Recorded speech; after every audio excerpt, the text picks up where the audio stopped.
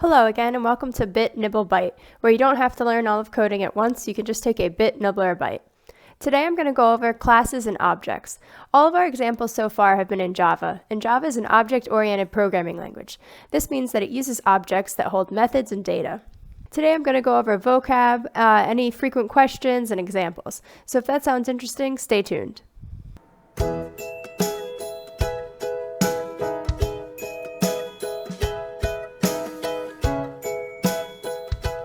For today's video, you can think of yourself as an architect, and you have a blueprint for all of the houses that you see here. They might look a little bit differently, but they all have the same set of attributes, such as a front door, windows, and a roof.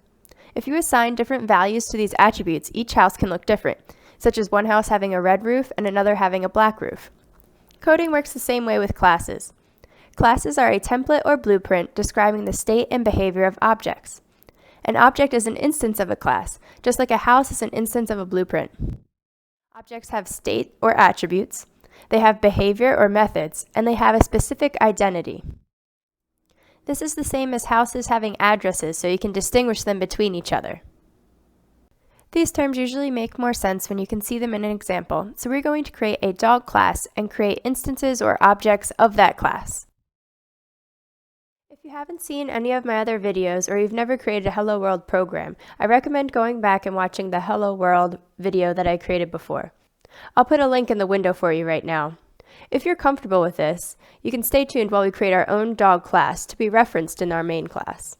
To begin our dog class, think of different attributes or characteristics a dog might have. For now, we're going to have name, age, and breed. I've started by creating a dog.java file.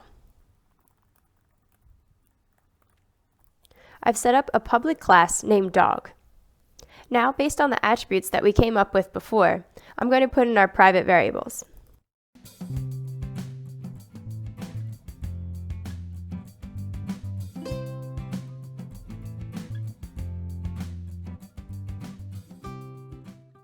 You can see there is a string name, an integer for age, and a string for breed. All of these are private, so they can't be accessed directly by our other class.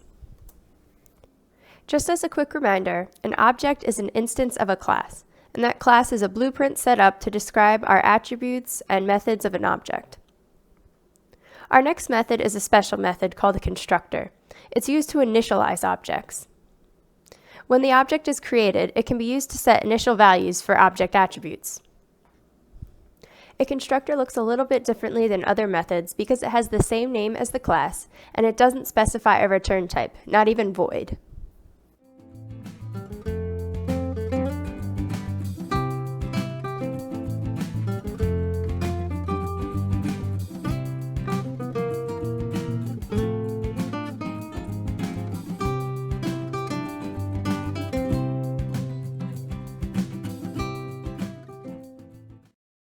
This is our dog constructor. It takes a string, an int, and then a second string. Something new here is the this keyword. This.name, age, and breed. This is a reference variable in Java that refers to the current object. This means as we create an object, its variable name equals the string n passed through. Same with the integer a and the string b. This will make a little bit more sense when you can see it in action. Our dog class currently has private variables. This means they can't be accessed by other classes. But if we want to use them in other classes, we need two different types of methods. They're referred to as accessors and mutators, or getters and setters. I'll be referring to them as getters and setters throughout the video. Getters allow you to get or access a variable, while setters allow you to mutate, change, or set a variable.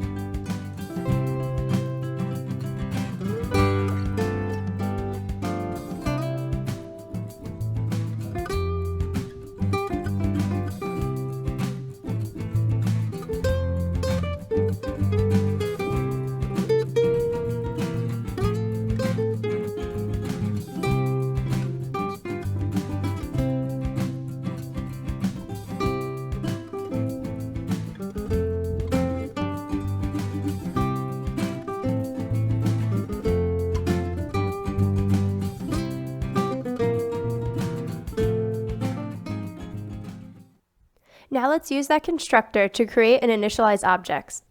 We'll use setters and getters to view and manipulate the object's variables.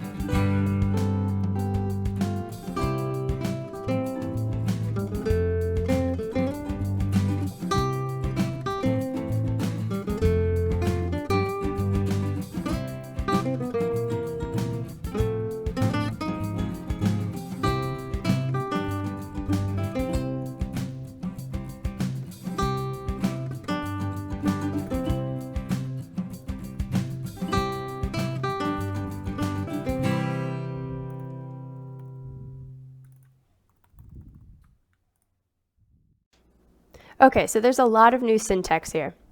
What we did was first create two new dog objects. We create a new object by first specifying the name of the class, the name of the object, using the new keyword, and then calling the constructor. So this dog is referring to the constructor name, with the parameters name, age, and breed. We do this twice. We print out Daisy's age by using a getter method for age. We then use a setter method to change it to a new value than it was originally. And then we call getAge once again for Daisy and then Minnie. Let's start by compiling both classes.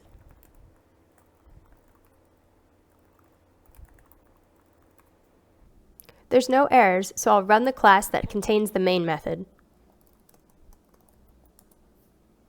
You can see that Daisy's original age is 5, we set it to 6, and Minnie stayed 3 throughout the program. To continue our dog class, we're next going to consider dog behavior. For now, we're going to go with a speak or bark method. Examples may not always be this cut and dry as they are with the dog class, but this is a good place to start. We're now going to create a method that is specific to the dog class.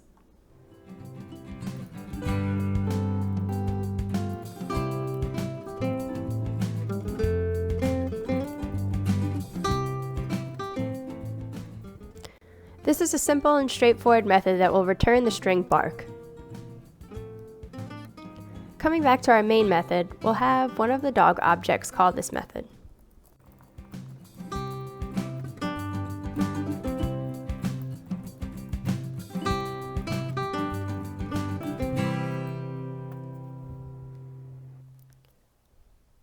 We'll now compile both classes again.